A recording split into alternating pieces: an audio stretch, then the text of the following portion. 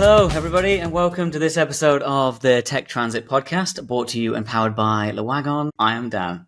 And I am Tim. Are you all right, Dan? Yes, good. The little point. I'm not good. I'm having a good day. Great episode. Very good episode. Yeah. If you are looking for a job, maybe you're in that career moment where you're looking for a job right now. Stressful. We got some good news for you. Well, yeah. So we interviewed Raquel from VIA, and she's a recruitment expert. She works in the talent team, and it was all about kind of navigating the job market, navigating applications, how to use AI, how to avoid being seen as an AI clone, all sorts of stuff. How to use AI, but how also not to use AI, I think is a great one. I think we're all interested to see. I mean, we won't step on the toes of the episode too much. But yeah, she gives some great insights at what they're looking for, how to get yourself that job once you're in the interview. So yeah, a good one. It was an all-time classic, I think. It was a good listen. All right, well, yeah, I think just dive straight in. That's the episode there. Of course. Happy to be here, by the way. Thank you for inviting me. I'm Raquel. You can call me Raquel. I'm originally from Brazil, and I'm talking to you right now from Berlin, where I've been living for a little over a year now. I'm a recruiter at VIA. Oh, nice. I didn't know you were in Berlin. Whereabouts in the city are you? Well, the office is so centrally located, right in the heart of Mitte in Rosa-Luxemburg-Straße. Okay, right in the middle. Are you enjoying the absolutely freezing weather right now? Yes, my God. But it was beautiful today. Bright blue skies, so I'm not complaining. Yeah. We got bright blue skies, Tim. Snow, but like -4. It's not pleasant to be outside. It's really, really hurts. Hurts your fingers, Hurts your face. Hurts your ears, actually. Yeah. That's a big one. Ears are a big one, yeah. And what does VIA do then for the uninitiated listeners? Yeah, it's always hard for me to be concise when talking about VIA because we do so much. And I think that's also what attracted me to it in the first place. But let me try to summarize it. The simplest way, I guess, to explain it is that we're using technology to improve public transport around the world. So we really want transportation, to be more sustainable, accessible, affordable, efficient, all the good things. And there's a lot of work to be done.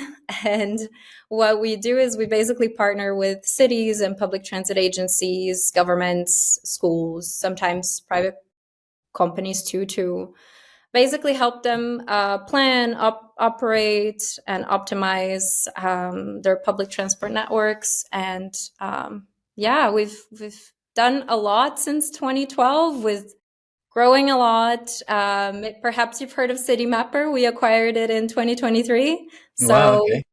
Yeah, so that added to our many verticals and solutions that we provide. But basically, we're presenting ourselves as this unified platform to cover virtually any kind of problem in public transport. Very cool. And today we're going to talk about navigating the sort of job market. So you're going to help us, because your role there is working in recruitment, right? Yes, I'm a recruiter here. I've been with VIA for 3 years. I don't know if I've said that, but yes, I've been recruiting across so many different teams, both here in Europe and also jumping in and helping with some US roles as well. Nice. So you recruit across all teams of VIA? Across all teams, mostly non-tech, but there are a couple of tech roles that I help as well.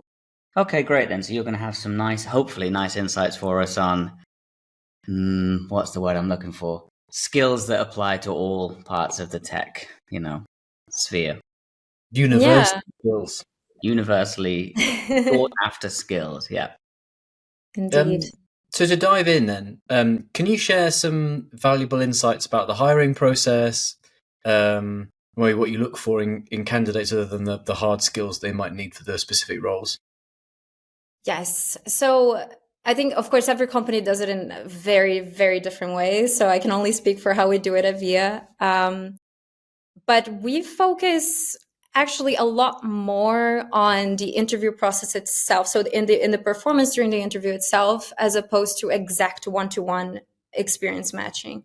So in the interview process, we like to have a lot of scenario-based questions where we test how candidates deal with situations they've never faced before, right? What's interesting for us is are you able to take whatever you learned in the past, all of those skills, wherever it might have been, to kind of figure out how to solve problems with us.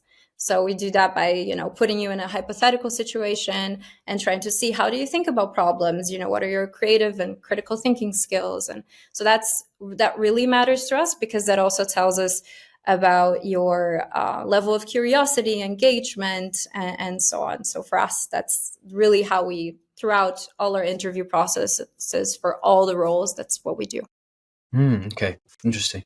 Do you find that people, because it's such a pressure cooker environment in interviews, people are often so nervous and they panic.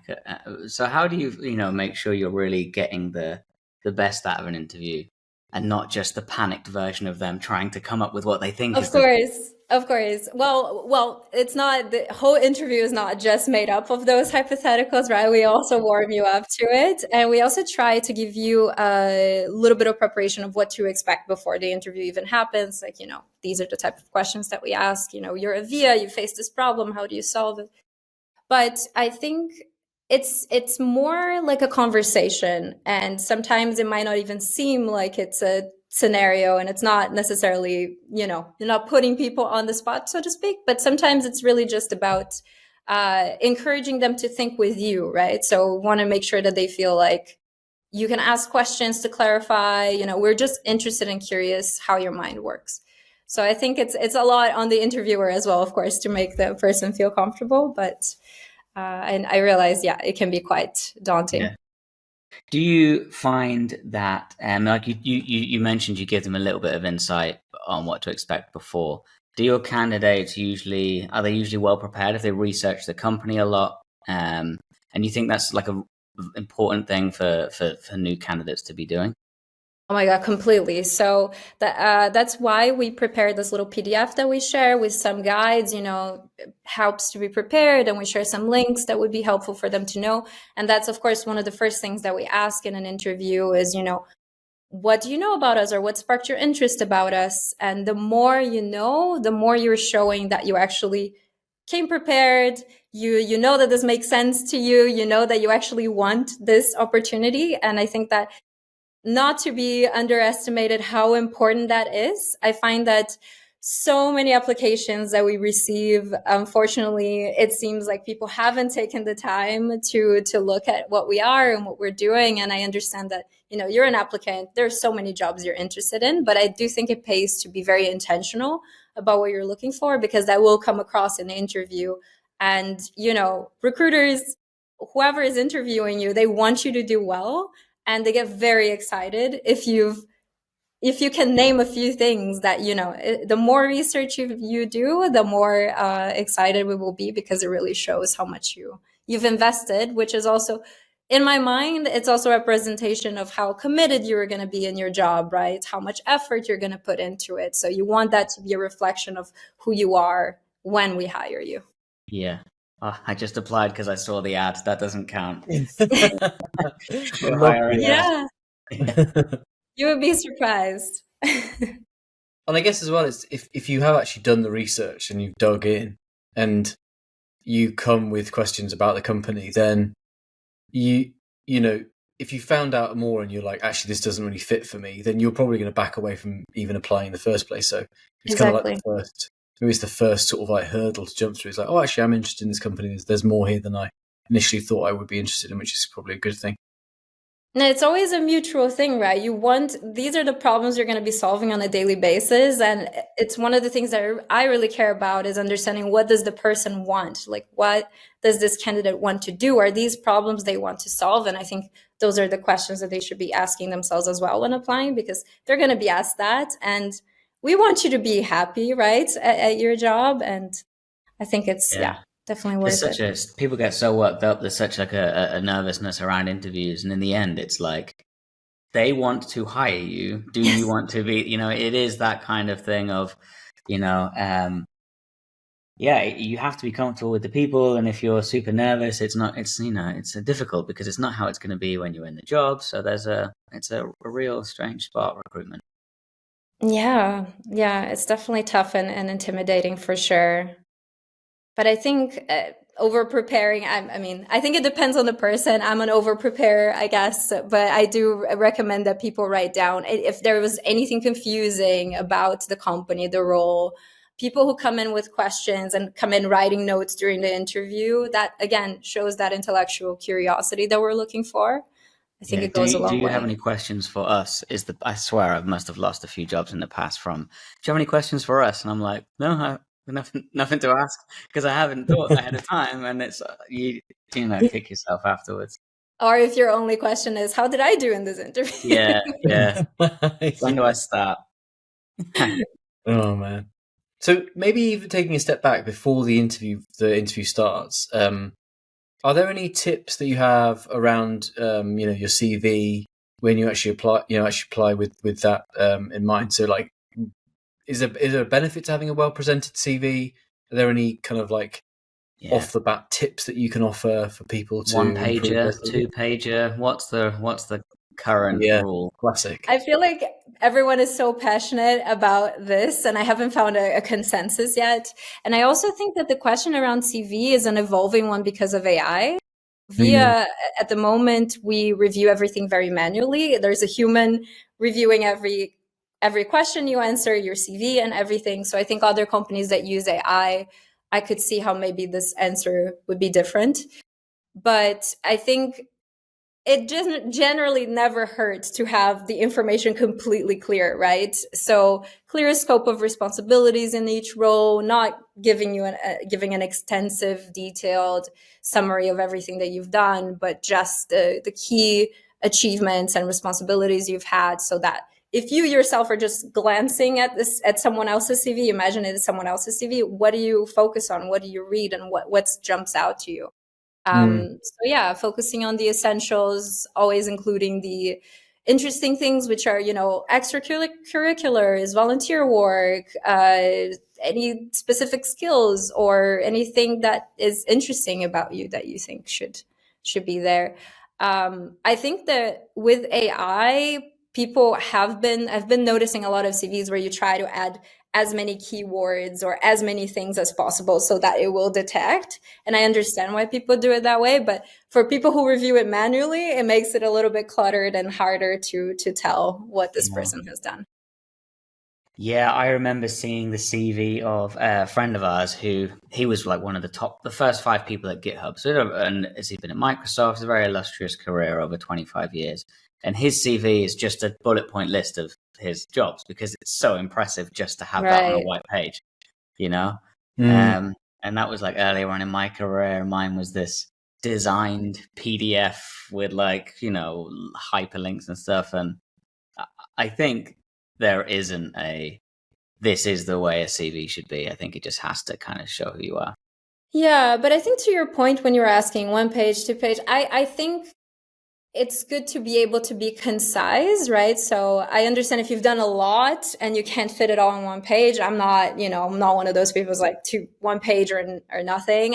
It's fine if you include more. I think it's just, again, important to show that you're able to take a lot of things and be concise about it, and, focus on the important things that you've done. So alongside the CV, I know we touched on if people are nervous and stuff, but how important are those kind of soft skills, teamwork and communication, especially because some of the roles I assume that you're interviewing for are technical and some aren't technical. Mm-hmm. So, you could have the best developer in the world, but if they can't communicate, how important is it in the recruitment process to show those skills? It's huge. For us, there are 2 main things that we focus on regardless of the role, and it's summarized by the umbrella terms of SMART and humble.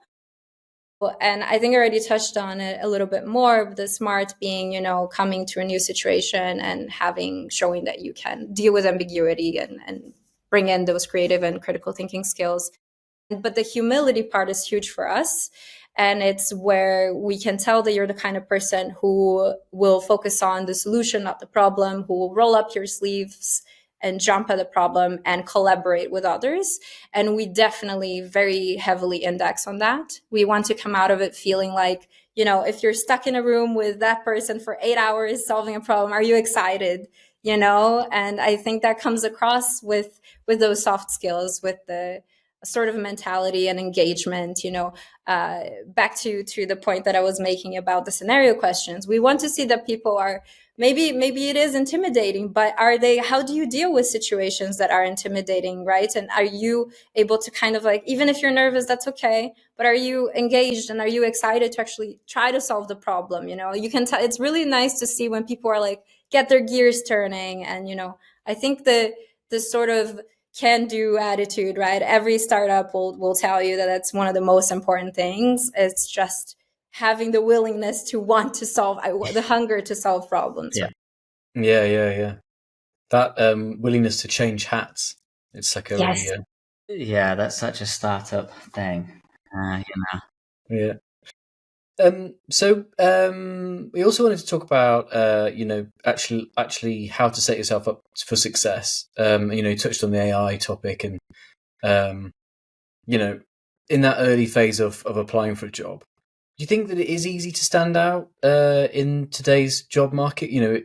We hear a lot about it being crowded and a bit oversaturated. But do you think there are any specific strategies that candidates could use to make themselves sort of seen in the crowd?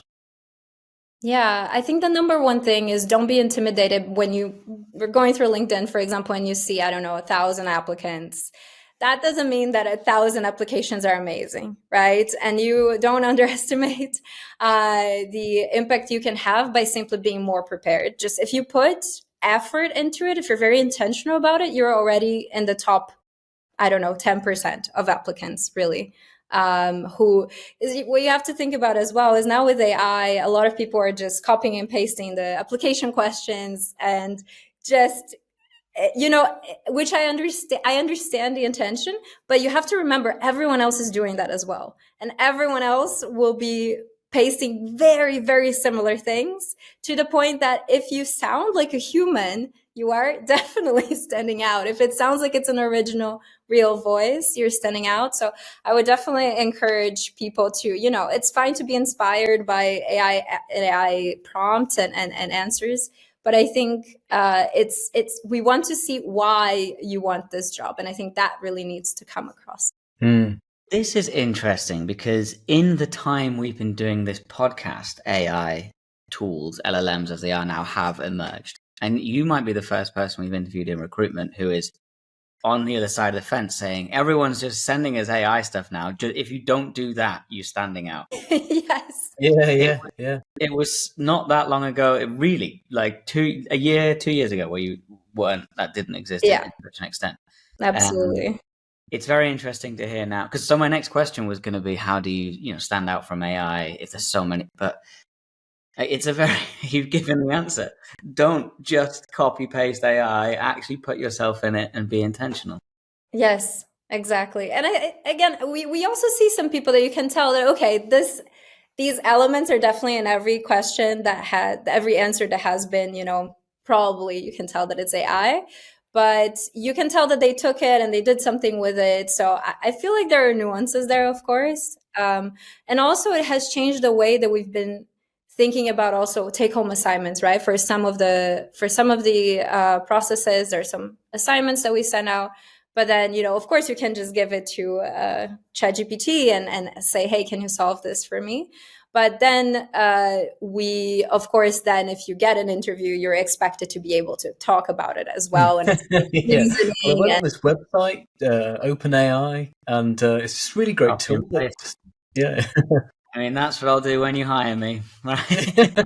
Yeah. I don't know what I'm doing. Yeah.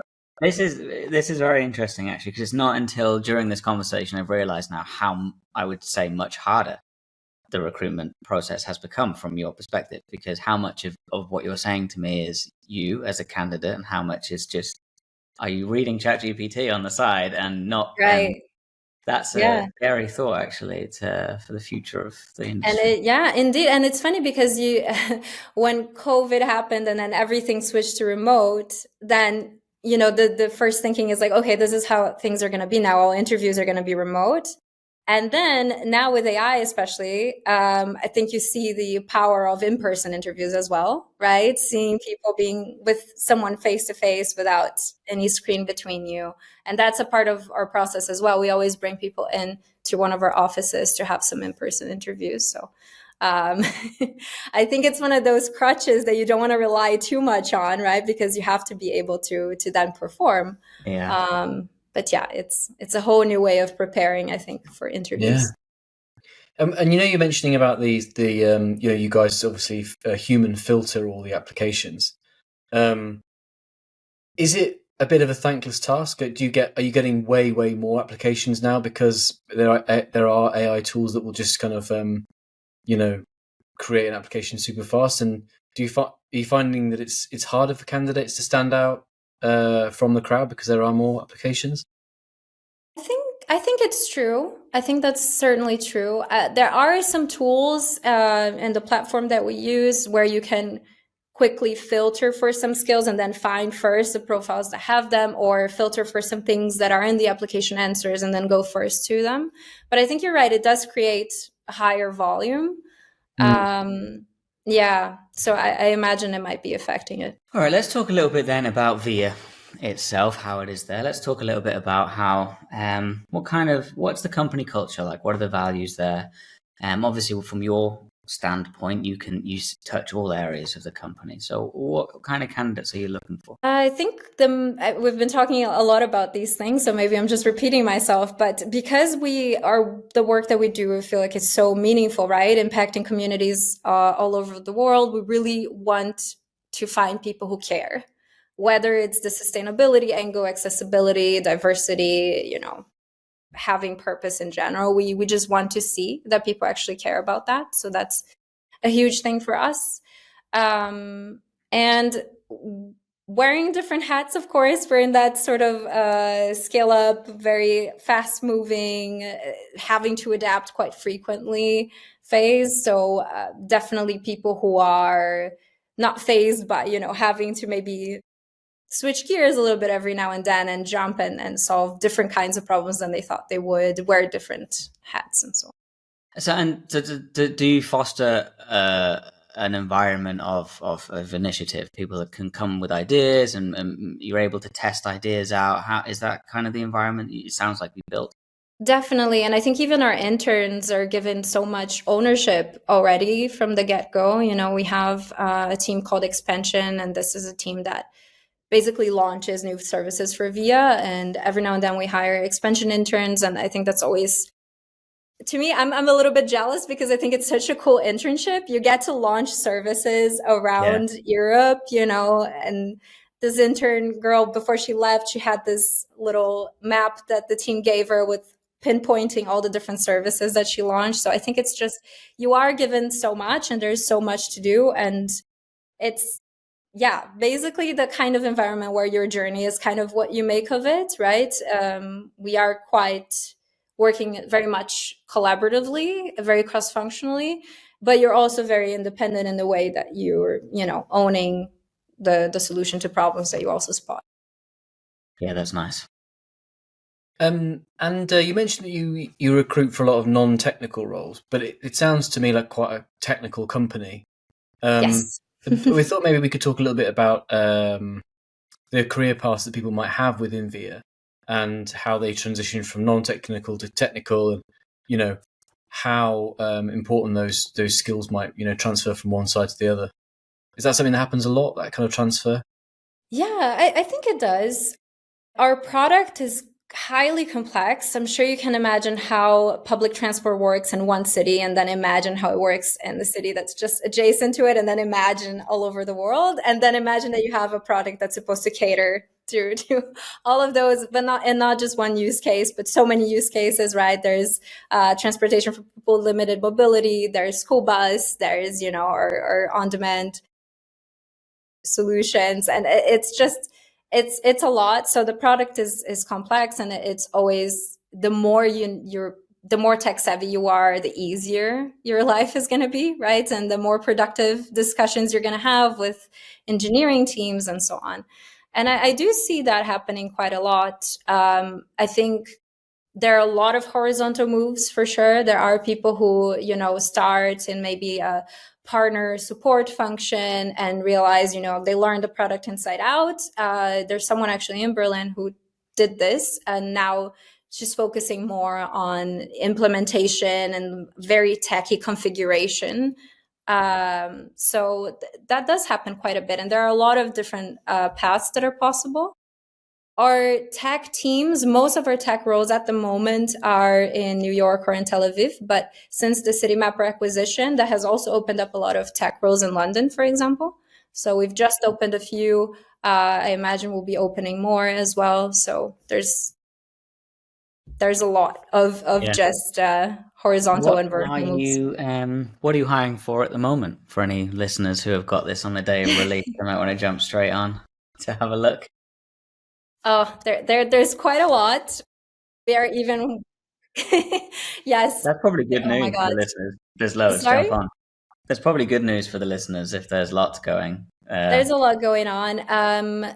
I'm trying to think of what would be the most relevant ones to point out. The more, I guess, sort of entry-level-ish role that we have right now is for incident management engineer in London. And that is, the team that monitors the health of our services and steps up to like, when things, when you need to really solve a problem right away. So that's one. We have a front-end engineer team lead role that we're opening, which we have, I think, around 37 in general open in New York or something like that, in New York, Tel Aviv. Yeah. Nice. Okay. So, I mean, it's a lot of our audience with being Wagon, not all of them are Wagon students or just out of boot camps, but they are all very diverse backgrounds as well. You'll find a lot of people with soft skills that came from product or even from finance who are now just kind of polishing those tech skills.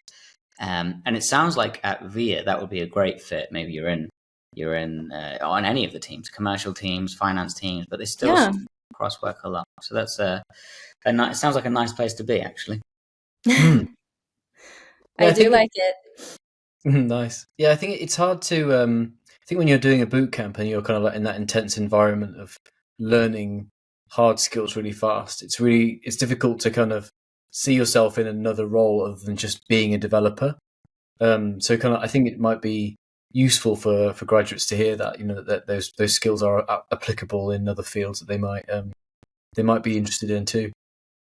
Completely, yeah. I think my story also, maybe, even though I'm not in a tech role per se, but I wasn't a recruiter before VIA, right? I was starting customer support. I was doing more operational work, and I had some touch points with recruitment, but that wasn't my function. And VIA didn't think that was important because they saw, okay, look at what you've done before. I think you could do this. So I think, don't be interesting. I would say that there's always a chance that a company will see your skills and will see what you could do as opposed to what you've done in the past. Did you interview for a recruiter role or move into it once you were in VIA? Funnily enough, I applied for a more entry-level recruitment role, talent coordinator role, but they were like, no, imposter syndrome. I thought, I haven't gained experience in this field. Why would I apply for a recruitment role? And no, but then they were like, no, we think you could be a recruiter already. And then I interviewed for it. And I have to say, I tried entering the talent the talent field in other companies, and nobody wanted to interview me for that. Everybody only wanted to interview me for what I had done in the past. So if you showed me that at least there are companies that kind of try to focus more on the potential. Yeah. Very nice. I think maybe the lines are getting blurred more and more with AI and stuff. It's not just I'm a developer, I'm the person who writes the code. I'm the product person, I make the roadmap.